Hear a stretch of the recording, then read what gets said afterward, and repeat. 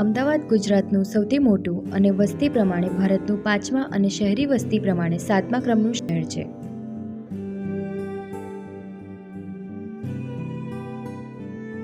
સાબરમતી નદીના કિનારે વસેલું આ શહેર અમદાવાદ જિલ્લાનું મુખ્ય મથક છે.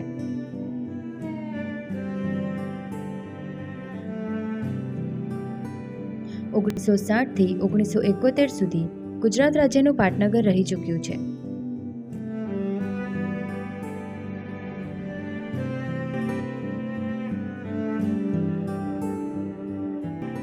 જે અત્યારે સાબરમતી નદી પાસેનો મણિનગર વિસ્તાર તરીકે ઓળખાય છે. પુરાવા સૂચવે છે કે અમદાવાદ પાસેનો વિસ્તાર 11મી સદીથી વસવાટ ધરાવે છે અને તે તો આશાવાલ નામ તરીકે ઓળખાતો હતો.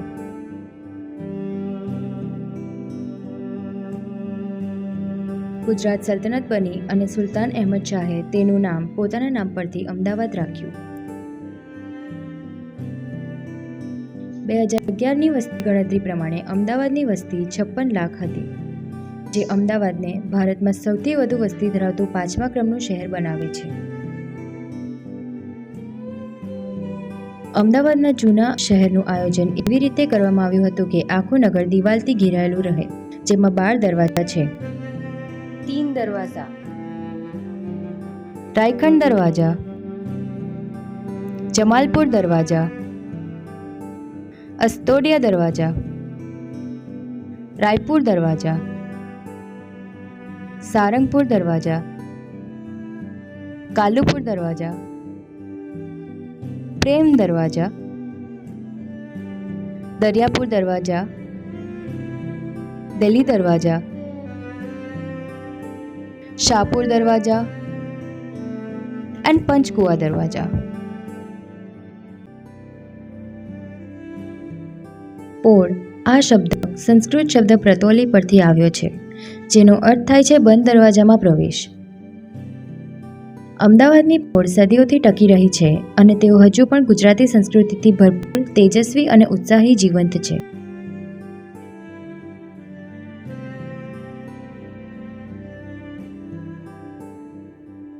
પોળનો સાર નજીકથી ભરેલા ઘરોના સંચયમાં રહેલો છે. સાંકડી ઘૂમતી શેરીઓ જે વિશાળ ચોકમાં ખુલે છે, જેમાં જટિલ કોતરણી કરેલ લાકડાના રવેશ અને ભીંતચિત્રો અને રંગબેરંગી બાહ્ય વસ્તુઓ છે, જે અમદાવાદમાં સદીઓથી અસ્તિત્વમાં આવેલી એક સુંદર લાક્ષણિક વસાહત છે.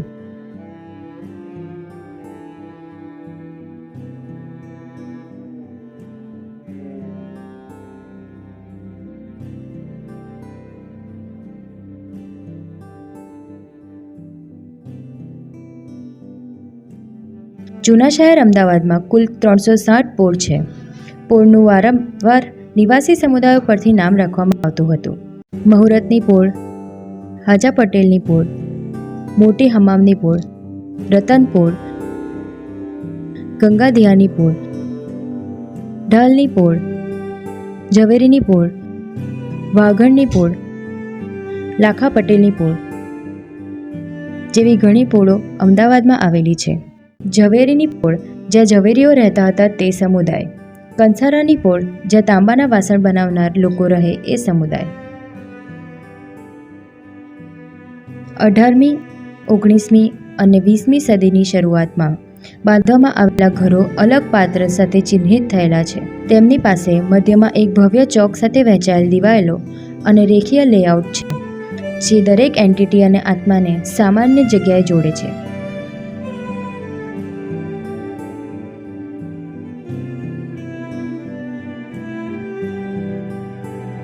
કાયાકલ્પ કરતા સવારના સૂર્યકિરણો, લાકડાના રવેશ અને કોતરણીથી સુશોભિત ભવ્ય ચોક અને ઘરની બહાર ઓટલા પર એકઠા થયેલા લોકોના સમૂહ દ્વારા પ્રવેશ કરે છે. સમુદાયના અન્ય લોકો સાથે વાતચીત કરવા માટે ઘરોમાં શેરીની આગળ ભાગમાં ઓટલો હોય છે. લાકડાની બારીઓ, ઉપર લટકતી ઊભી બાલ્કનીઓ, ગામઠી રવેશ એ તમામ વૈવિધ્યતા છે જે પોળને દર્શાવે છે. પરિવારની આર્થિક સ્થિતિને આધારે રવેશનું પ્રમાણ બદલાય છે અને તેની વિગતો પણ અલગ અલગ હોય છે. પોળ જ્યાં ઘરો, દુકાન અથવા વ્યવસાયિક જગ્યા ધરાવતા હોય, સામાન્ય રીતે તેમની પાસે ભોયતળીય દુકાનો હોય અને તેની ઉપર રહેઠાણ હોય. ખડકી, દરવાજાવાળી કે દરવાજા વિનાની શેરી. ચોક, જ્યાં બે કે બેથી વધુ માર્ગ મળતા હોય તેવો ભૂભાગ. ખાંચો, મુખ્ય રસ્તાની બાજુએ પડતી ગલી કે શેરીનો ખચકો.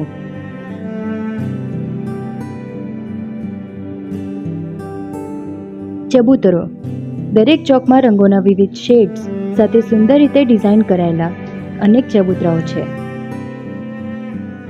વસાહતમાં પક્ષીઓ અને પ્રાણીઓ માટે પણ એક સ્થાન છે, જે સંકલિત પ્રકૃતિના પ્રતીક છે અને તમામ જીવો સાથે સુમેળમાં છે.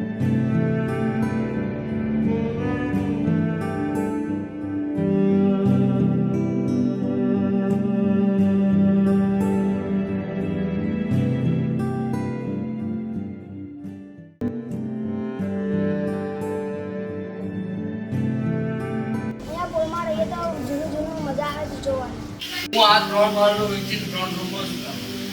રોડની જીવનશૈલી કેવી લાગે છે? ફેમિલી જેવું લાગે છે. અને અહીંયા બધું નજીક આ આડોશ પડોશમાં કોઈને તકલીફ થાય તો બધા ભેગા થઈ જાય. ના અહીંયા છે ને એક આત્મી અંદર છે. બધાનું ફ્લેટ કરતા અમારે અહીંયા સરસ છે. એક પરિવાર લાગે, બધાના ઘરના સુખ દુઃખ ના હોય, કોઈ બધા જઈને ઊભા રહે. આપણે એકલા ના પડી જઈએ ફ્લેટોમાં. એકલા પડી સરકાર ઘર હશે અને એ તો બધાને ખબર હોય.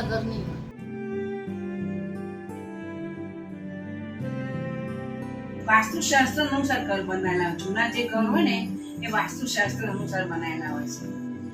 અને તમારે જેમ એ વાસ્તુશાસ્ત્રમાં કે આ અમુક દિશામાં આમ હોવું જોઈએ, અમુક દિશામાં એ રીતના જ બનાવેલા છે. મને 2-3 જણાએ કીધું કે તમે એવું હોય તો તમારી તબિયત સારી નથી રહેતી તો તમે તમારી છોકરીની નાની નજીક આ કાઢી નાખી. મેં કહું હું જીવીશ તો અહીંયા ને મરીશ તો અહીંયા, મારે આ ઘર નથી કરવું. વડીલોએ આપણને મોટી આપણને ગિફ્ટ આપી છે તો પછી એનો શું કામ ઉપયોગ ના કરવો જોઈએ? ઉત્તરાયણ છે, ઉત્તરાયણમાં તો અહીંયા મજા આવે એવી ક્યાંય ના આવે મજા. 15મી ઓગસ્ટ શું છે, દિવાળી શું છે, રક્ષાબંધન શું છે એ તમને અહીંયા ખબર પડે કે અહીંયા તહેવાર સિટીમાં સરસ ઉજવાય. મજાનો બધા ભેગા મળી અહીંયા જ હોય. ભેગા મળી બધા તહેવારો. હા, અમારા તહેવારની ઉજવણી અમારી પોળમાં જ મજા આવે. હોળી હોય, દિવાળી હોય, ઇવન શિવરાત્રી હોય, મહાશિવરાત્રી હોય, એની મજા અમારી પોળમાં સખત જ આવે છે. નવરાત્રીની તો સખત મજા આવે છે.